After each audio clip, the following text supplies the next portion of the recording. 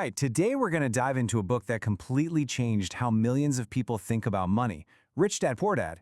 The whole idea is simple, but it's pretty revolutionary. The wealthy are playing a totally different financial game with a totally different set of rules. So, let me ask you something right off the bat.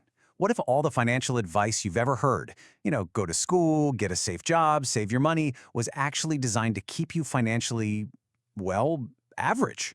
What if there's another game out there entirely? The book's entire philosophy is built around this simple story of two father figures, each with a completely opposite view on what money and success are all about. So on one hand, you've got Poor Dad, the author's real dad who was highly educated and believed that job security was everything. And on the other, you've got Rich Dad, his friend's father, who taught him that the real goal isn't to work for your money, it's to have your money work for you. And that right there, that's the fundamental split we're going to explore. To really get how to make money work for you, you've got to master one single, super important rule first. Seriously, everything else is built right on top of this. It all starts here, with this one rule. An asset is anything that generates income. It puts cash into your pocket month after month, whether you're actively working or not. Simple, right?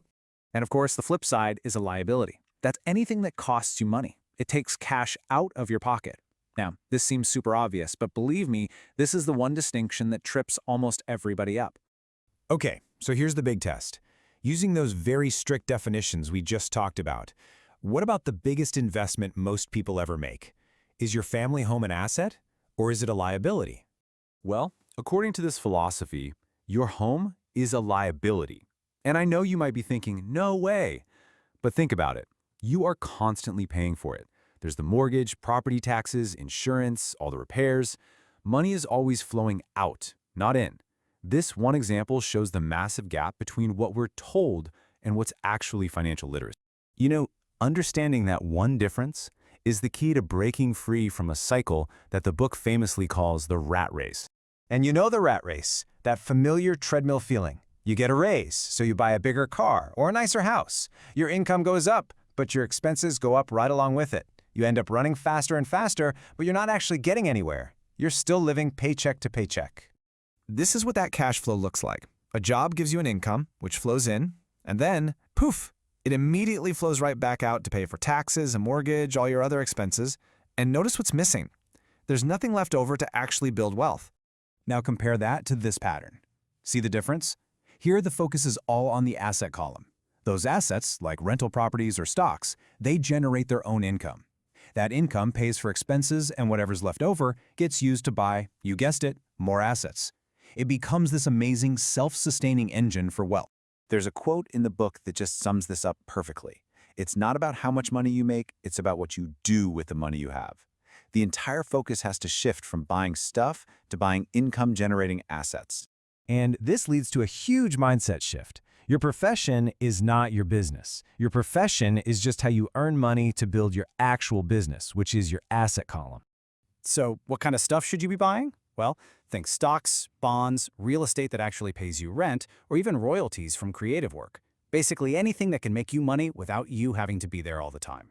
These are the real building blocks of wealth. This really highlights a massive difference between being book smart and being money smart. You see, school teaches you how to work for money.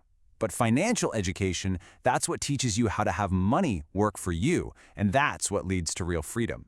So what does this financial intelligence actually look like? It really rests on 4 key pillars. First, you've got accounting. That's just being able to read the numbers. Second, investing, the science of making money with money. Third, understanding markets, knowing how supply and demand works. And finally, the law, especially knowing how to use legal structures and tax advantages to your benefit. Let's just zoom in on that last one, the law, for a second, because this is huge. This slide shows a key advantage the wealthy use. As an employee, you earn money, you get taxed on it immediately, and then you spend whatever's left. But a corporation gets to flip that script. It earns, it spends on all its business needs, and then it gets taxed on whatever remains. That simple change in order is an absolute game changer. But while stocks and real estate are great, they aren't your most powerful asset. The real key to building wealth is something else entirely. Your mind. Your mind is your greatest asset. The advice here is to choose jobs based on what you'll learn, not just what they'll pay you. Gaining skills in things like sales, communication, marketing, and leadership is way more valuable in the long run than just a slightly higher salary. But even with all this knowledge, a lot of people still fail. And the reason isn't external, it's internal. Roadblocks like fear, cynicism, laziness, bad habits, and even arrogance can totally sabotage a financial plan before it even gets off the ground. And the biggest obstacle of them all is fear, specifically the fear of losing money. It absolutely paralyzes people. It keeps them stuck in jobs they hate and stops them from ever buying the assets that could set them free.